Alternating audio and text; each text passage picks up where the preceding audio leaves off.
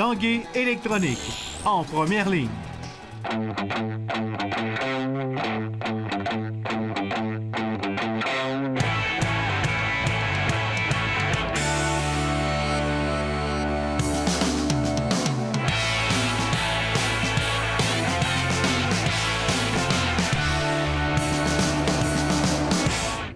À tous, un bon début de semaine. Bienvenue à l'Esprit sportif. Dans l'émission aujourd'hui, on parlera de CrossFit. Également, dans l'action, tout ce qui s'est passé au cours du week-end dans le beau monde du sport. Mais d'abord, parlons du bilan de ce fameux combat de boxe de vendredi entre Lucian Boutet et Eleider Alvarez. Voici le reportage de Stéphane Turcot. D'entrée de jeu, Yvon Michel a motivé l'absence de Lucian Boutet. Il vous a dit hier pas mal de ce qu'il pensait. Oh! Attention, c'est terminé! Lucian Boutet au tapis! Je vais retourner voir ma famille, ma femme. Et je vais m'asseoir avec mon équipe, mes entraîneurs, mon promoteur, mon manager pour voir la suite. Nice. Bang! Bang! Crochet de la main avant! Je ne voulais pas dire les choses que je voulais dire, mais j'ai fermé la bouche à beaucoup de personnes maintenant.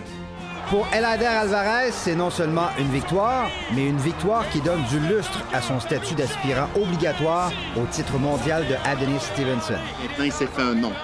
Il s'est fait un nom et il s'est fait maintenant de la notoriété internationale. Donc, c'est une grosse différence avec la performance qu'il a donnée hier. Peu importe l'opinion des gens sur l'issue d'un combat, quand on se met sur un dossier, on peut être très fatigant. Mon équipe peut être très fatigante. Et là, on vient de s'occuper d'un dossier. Et là, on va commencer à s'occuper du dossier Stevenson-Adonis. Puis faites attention avec vos gageurs. Et Yvon Michel fait aussi le pari que Eleider Alvarez sera plus riche. Cette victoire-là aussi va me permettre de négocier une bourse pour lui de beaucoup supérieure à ce qu'il aurait eu s'il avait insisté avec son gérant et s'il avait dit 11 bas contre Stevenson, il aurait probablement eu la moitié de la bourse qu'il y a eu hier dans un combat de championnat du monde. Normalement, c'est en septembre prochain que Eleider Alvarez devrait se battre pour le titre mondial des mi-lourds version WBC qui appartient présentement à Adonis Stevenson. Mais attention, Stevenson se bat à la fin du mois d'avril à New York contre un adversaire qui n'est toujours pas connu. Et si par malheur pour lui, pour Stevenson, il devait perdre, à ce moment-là, Alvarez affronterait l'adversaire d'Adonis Stevenson. Stéphane Turcot, TVA Sport, à Québec.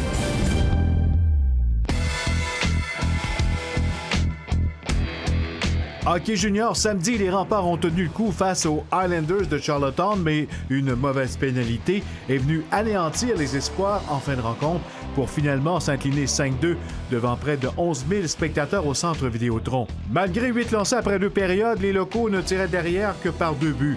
Andrew Coxhead les a remis dans le match en faisant dévier un tir de la pointe avant que Philippe Kourachev ne soit stoppé en échappée avec moins de 7 minutes à faire au cadran. Ce même Kourachev avait inscrit le premier but des siens en première période. Mercredi soir, les Remparts seront de retour devant leurs partisans alors qu'ils recevront la visite des Wildcats de Moncton, une belle occasion de renouer avec la victoire. Un soir, on a fait des belles choses, il y a du positif. Notre gardien de but était très solide, nos jeunes ont été bons. Coxhead a joué tout un match. Puis on a trouvé un moyen. Le deuxième but, je pense que tout le monde aimerait ça le revoir. Là.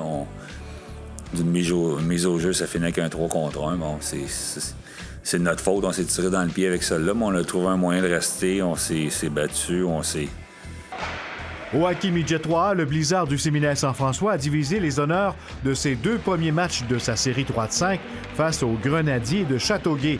Après un gain de 8-2 vendredi, la troupe de Martin Laperrière s'est inclinée par la marque de 3-2 samedi. Pour leur part, les Commandeurs de Lévis se sont imposés en remportant les 2 premières rencontres de leur série, les opposant au Rousseau-Royal de Laval-Montréal. Après une victoire de 1-0 vendredi, les Commandeurs l'ont emporté 2-1 samedi pour ainsi acculer au pied du mur leurs adversaires. Les séries reprendront vendredi. Patinage longue piste, Laurent Dubreuil a pris dimanche le 6e rang au classement cumulatif des championnats du monde par distance en sprint qui se déroulaient à Calgary. À la 2e et dernière journée de compétition, le patineur de Lévis a terminé 8e à son épreuve fétiche, le 500 mètres. La dernière Coupe du monde de la saison de patinage de vitesse sur longue piste aura lieu en Norvège les 11 et 12 mars prochains. En ski de fond, même s'ils avaient remporté le seul sprint par équipe disputé cette saison en Coupe du Monde, Alex Harvey et Len Vadjas avaient revu leurs espoirs de monter sur le podium à cette épreuve à la baisse, dimanche au championnat du monde de ski de fond à Lahti en Finlande. Le duo canadien a conclu au 6e rang de l'épreuve disputée en style classique.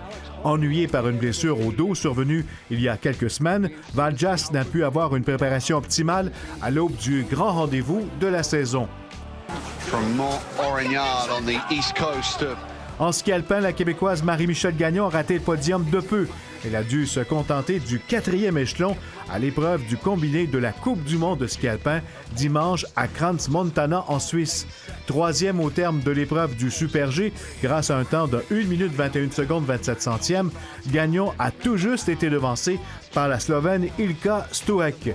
Même si elle a terminé au pied du podium, Gagnon est grimpée au 14e rang du classement général grâce à sa 4e position. La prochaine descente se tiendra en Corée du Sud le week-end prochain. Et finalement, l'équipe masculine d'athlétisme rouge et or a honoré son titre de favori du championnat du RSEQ en remportant samedi au PEPS la bannière provinciale pour la 4e année consécutive. Et dans une lutte plus serrée, la formation féminine lavalloise est toutefois arrivée à court, complétant la compétition en seconde place.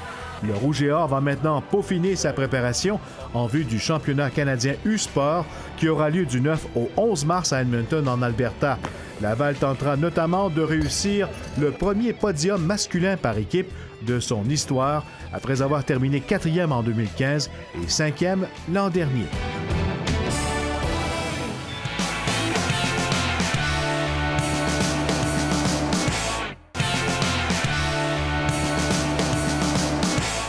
Dans le monde du CrossFit se déroulent présentement les CrossFit Open où plusieurs athlètes tenteront de se qualifier pour les Games. Valérie Chouinard en a parlé avec Alex Vigneault chez CrossFit Québec.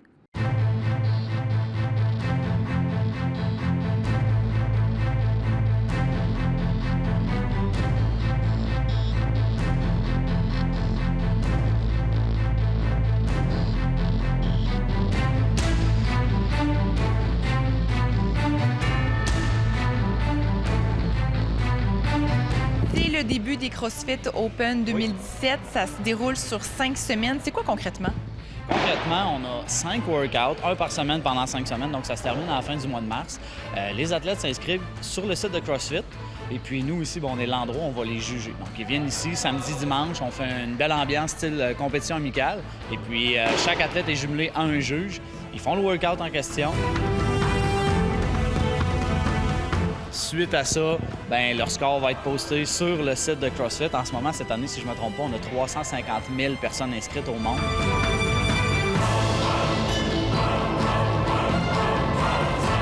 Qu'est-ce qu'on a à faire, c'est qu'on a des standards de mouvement à respecter. On a un certain nombre de répétitions à respecter, puis il faut qu'on rentre soit le plus rapidement possible l'entraînement ou dans le plus de répétitions possible dans un certain laps de temps. Le but de ça, c'est de faire le meilleur score pour être le plus rapide. Au bout des 5 semaines, c'est la personne qui va être le plus constant au travers des 5 épreuves qui va être le premier de sa région ou le premier mondial. C'est vraiment un dépassement personnel. Les gens, année après année, qui s'inscrivent au Open peuvent comparer leur score, donc voir si leur entraînement est bon, qu'est-ce qu'ils ont amélioré, les points positifs, les points négatifs. Mais surtout, c'est une façon de se rendre compte quand on est en compétition, on pousse tout le temps un petit peu plus loin son corps, puis de se rendre compte que quand on sort de notre zone de confort, les résultats sont vraiment là. Et puis, pour les athlètes qui ne sont pas des athlètes d'élite, pour eux, c'est la compétition de l'année. Donc, c'est leur objectif. Ils se sont entraînés 1 an pour performer au niveau des Open. Satisfait de soi? Correct, là. C'est sûr, comme on discutait, on a toutes des réalités différentes, puis dans le fond, ça c'est un outil pour se comparer au reste du monde au niveau du CrossFit, mais en fait, c'est un outil aussi pour se comparer à nous-mêmes de nos résultats de l'an passé. Oui, je suis satisfaite. C'est la 2e fois que je la refaisais. Moi, je l'ai faite avant-hier. À la dernière seconde, j'étais sur la boxe, fait que ma dernière rep n'a pas compté. Donc, c'est comme si, en tant que tel, j'avais pas fini mon workout à temps, là, avec le temps donné qui était de 20 minutes. Comment te sens-tu? J'ai goût de le refaire, mais en même temps, ça a tellement été difficile, comme mentalement et physiquement, que je le referais pas. Je suis quand même contente, là, je veux dire, c'est le fun de voir qu'au CrossFit, tout le monde était là, tout le monde criait. Puis justement, à la dernière seconde, c'est ça, je pense, le challenge qu'on a là, de finir à temps. Puis de ne pas penser de juste y aller. Là. Les Open, c'est un peu le début de leur saison. Ouais, pour eux, c'est différent. Les Open, là, c'est la clé vers les régionaux qui vont s'en venir là, au mois de mai. Et les régionaux vont être la clé pour les amener au CrossFit Games, qui est la finale. Là. C'est les Jeux olympiques du CrossFit. C'est sûr que la grosse étape, c'est bien performer aux régionaux pour se qualifier. L'année passée, j'ai eu une mauvaise expérience. J'ai terminé 5e. C'est sûr que ça m'a donné ma passe pour les CrossFit Games quand même. L'année d'avant, en 2015, j'avais fini 2e. C'est sûr que cette année, j'aimerais ça prouver que je suis capable encore de finir plus haut sur le podium aux régionaux pour aller aux Games. Puis c'est certain que c'est améliorer ma position au game, ça c'est sûr et certain.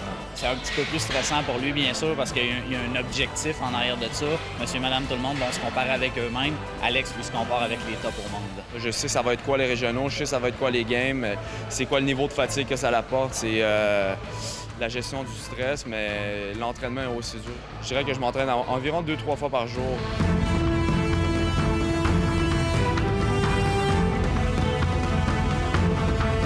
C'est toujours le fun de représenter le Canada dans un sport que les États-Unis sont c'est vraiment dominant, puis ils ont beaucoup d'exposure, mais c'est sûr que je suis fier de représenter le Québec, ça c'est certain. La difficulté quand on participe à une compétition comme ça? Accepter la douleur. Pas la douleur blessure, mais on parle bien de la douleur inconfort. Puis au moment des Open, là, on le voit, puis vous allez le voir tantôt au niveau des images, là, les gens vont très loin dans la souffrance, donc ils poussent le corps à l'extrême. C'est pas dangereux, mais c'est pas agréable. Le CrossFit, ça a été un sport underground longtemps, maintenant plus populaire, mais ça garde cette espèce d'esprit fermé-là, très familial, qui est accessible à tous, mais les gens qui font du CrossFit parlent du CrossFit, vivent du CrossFit. Puis pour eux, les Open, c'est cette période-là qui est très importante. Voilà, c'était l'Esprit sportif pour aujourd'hui. Demain, entre autres, une rencontre avec le nouveau retraité de la boxe, Éric Martel-Baweli. Bye, à demain.